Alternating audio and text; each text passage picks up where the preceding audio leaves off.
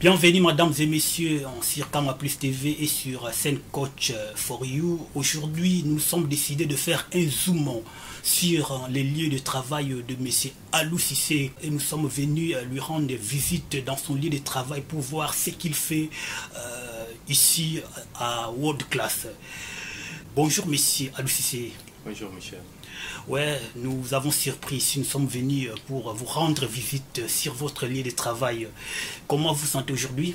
Je me sens très très bien, en plus c'est une surprise qui est assez agréable. Merci beaucoup de m'avoir rendu visite. Oui, nous sommes là pour un peu voir ce que vous faites réellement ici sur World Class. Vous êtes ici comme coach sportif. En bref, notre travail consiste à aider les gens dans le cadre de l'entraînement et de la nutrition. Donc ça peut être de différentes étapes, ceux qui veulent perdre du poids ou bien ceux qui veulent gagner en masse musculaire, ou bien même ceux qui ne se sont jamais entraînement et veulent commencer à s'entraîner. Donc on fait un programme qui est assez adapté à leurs besoins. Voilà, pour devenir un coach sportif, il faut faire des études bien spécifiées ou bien c'est quelque chose qu'on embrasse simplement comme ça sans pourtant être formé. Comme tout travail, on a besoin de formation. Donc ça dépend, les formations varient de 1 an à 6 mois, 2 ans. Donc ça dépend aussi des pays là où on est. Donc le plus important c'est de trouver une école qui peut donner les bonnes informations, parce que au-delà de cela on doit savoir que on aura affaire à des personnes, donc plus tu as des connaissances, plus on sera à l'aise dans son métier. Voilà, vous avez parlé ici de la formation. Dans les cas d'espèce pour vous, vous avez fait quelle formation? Vous l'avez fait ici en Europe ou bien en Afrique? En fait, moi-même, j'ai commencé mes études à l'INSEPS de Dakar. Donc de là, je suis parti à Rennes. Après mes études en faculté de sport à Rennes, je suis venu en Suède et j'ai fait la formation en coach sportif et préparateur physique. Donc je suis un peu, j'ai embrassé et à la fois l'éducation africaine, l'éducation française et l'éducation suédoise. Donc les trois ont fait de moi ce que je suis aujourd'hui. Alors c'est ce qui vous a permis d'être engagé ici à World Class et à occuper des fonctions que vous occupez aujourd'hui? Oui, je pense, ouais, je pense. Maintenant, quels sont le genre de personnes que vous recevez régulièrement ici pour votre travail? Ok, ici à World Class, nous on a l'habitude de recevoir des gens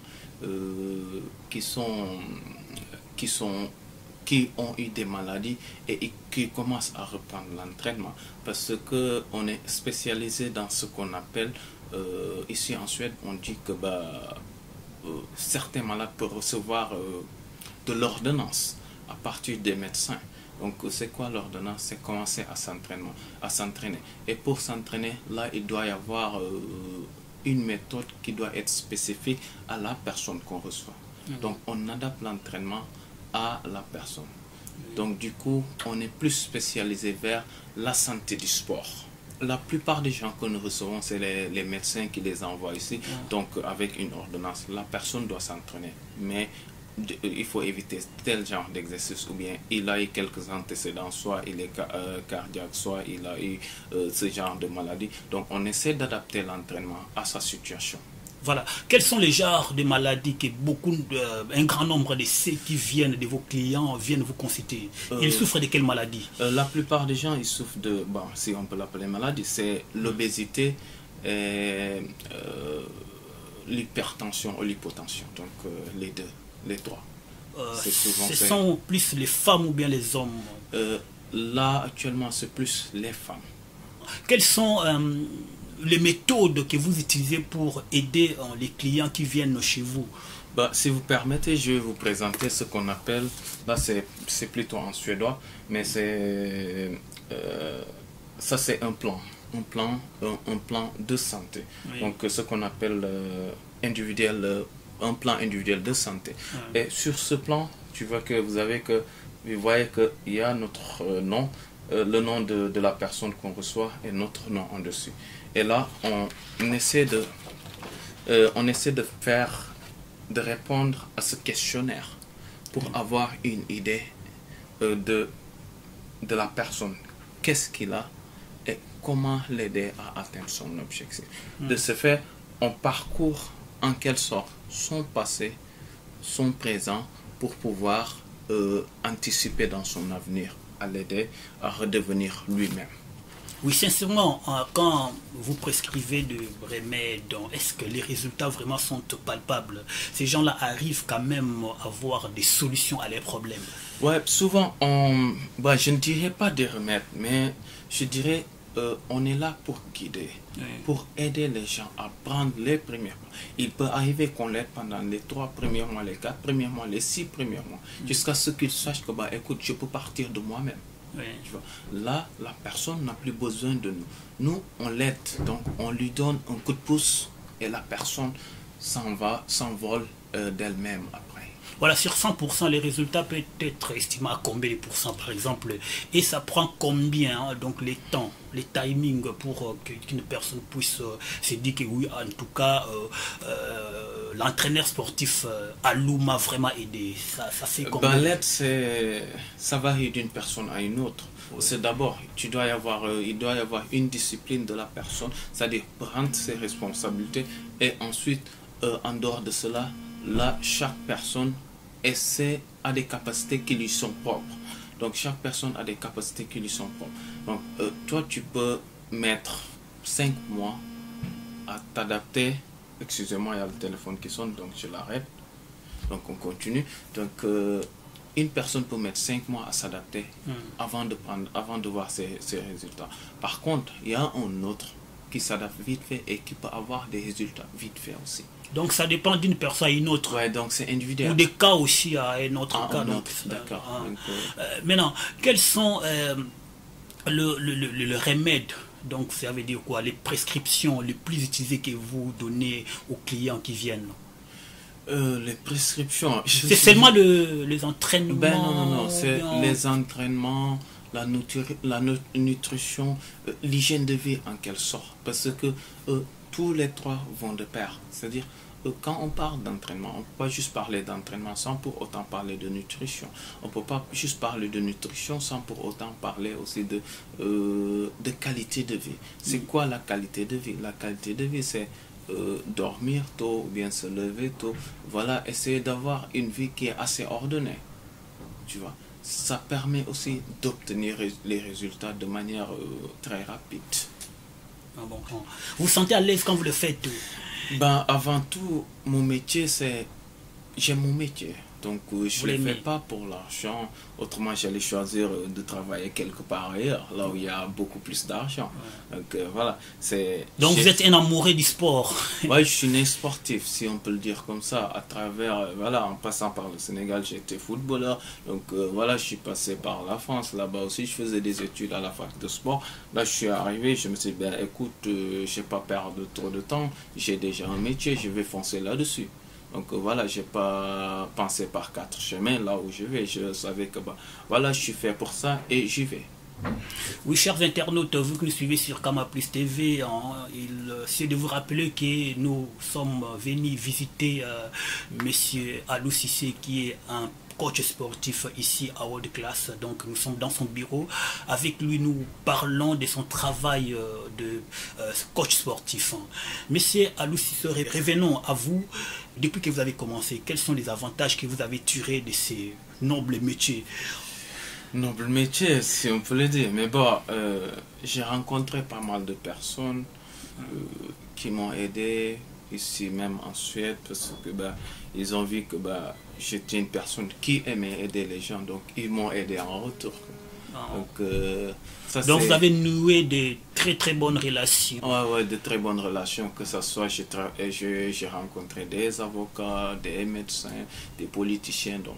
Monsieur Alou Cissé, les gens qui viennent chez vous là sont des gens qui n'ont jamais fait du sport, ou bien il y a aussi des sportifs qui viennent, par exemple un grand sportif peut aussi venir chez vous? Oui, carrément. Donc même si on est un peu spécialisé dans des gens qui s'entraînent rarement ou bien qui ont eu des difficultés ou bien des antécédents médicaux. On peut aussi entraîner de grands sportifs, donc des sportifs de haut niveau, parce que voilà, ça peut se faire. Et l'entraînement d'un sportif de haut niveau est totalement opposé de l'entraînement d'un gars du dimanche ou bien quelqu'un qui veut recouvrir la santé. Et vous pensez que votre travail là en tant que coach sportif est très important pour la santé des individus? Ben oui, je trouve parce que on essaie de donner les bases de la santé, parce que souvent le problème est que on attend jusqu'à la dernière minute pour aller chercher un médecin. Alors que si on commence dès le début à s'entraîner, à prendre soin de soi, donc il y a de fortes chances qu'on n'arrive pas chez un médecin. Oui. Donc le plus important, c'est d'essayer de trouver quelque chose qu'on aime et qui permet à la personne de s'activer, mais de manière assez régulière et pas trop intensive. Excusez-moi. Oui, monsieur Alou Cissé, qu'est-ce que vous regrettez dans votre domaine là, depuis que vous avez commencé? Qu'est-ce qui vous a fauché, quelque chose qui n'était pas bien, qui vous est arrivé par exemple lors de l'exercice de votre fonction? Qu'est-ce que j'ai regretté? C'est peut-être de n'avoir pas commencé très tôt ce métier. C'est ce que vous regrettez? Ouais. Ah bon? Ben oui, carrément. Maintenant, qu'est-ce que vous pouvez dire aux gens qui croient, qui pensent qu'avoir un coach sportif, c'est seulement perdre de l'argent? Ouais, mais bof, ça dépend de la personne qu'on a devant soi. Oui. Donc, j'aurais bien conseillé aux gens d'abord de voir ce que la personne a comme mérite et qu'est-ce qu'il a comme bagage. Parce qu'on est presque 100 000 personnes, oui, mais on travaille de différentes manières. Oui. Donc, si la personne peut garantir des résultats de manière scientifique et en plus en fonction de son passé, là c'est merveilleux.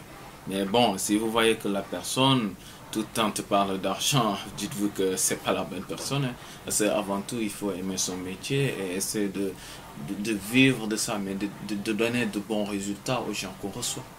Voilà, entre un peu dans la pratique, dans la pratique, ouais. À titre exemplatif, par exemple, une jeune fille de 18 ans, obèse, vient chez vous, ouais.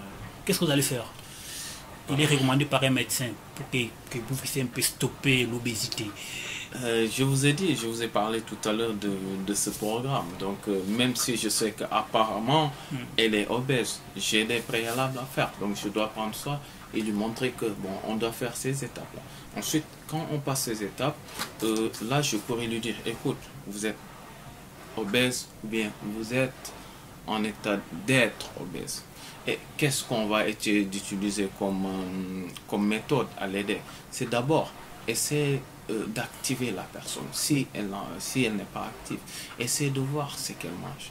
Donc il peut arriver qu'une personne mange bien, mais elle ne s'active pas beaucoup. Et il peut arriver aussi qu'une personne s'active beaucoup, mais ne mange pas bien. Donc c'est des choses qui vont de pair. Donc on essaie d'être pratique aussi dans ce qu'on fait. Essayer de voir qu'est-ce qu'on peut faire et on le met sur la table. Écoute, nous allons partir sur cette base et de là, peut-être, on va voir ce que ça va donner dans un mois. Donc, on fait souvent des suivis et on essaie d'accompagner la personne et dans le cadre de l'entraînement et dans le cadre de la nutrition.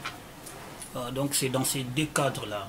Donc, votre travail de coach sportif consiste sur la nutrition et sur la préparation physique. Donc, ouais, on peut le dire. Il y a aussi un aspect que j'avais oublié de mentionner, c'est l'aspect psychologique. Parce que des fois, pour les gens souvent qui sont obèses, ça ce n'est qu'un exemple, hein, on a souvent du mal à savoir que ben, ça c'est pas bien pour moi.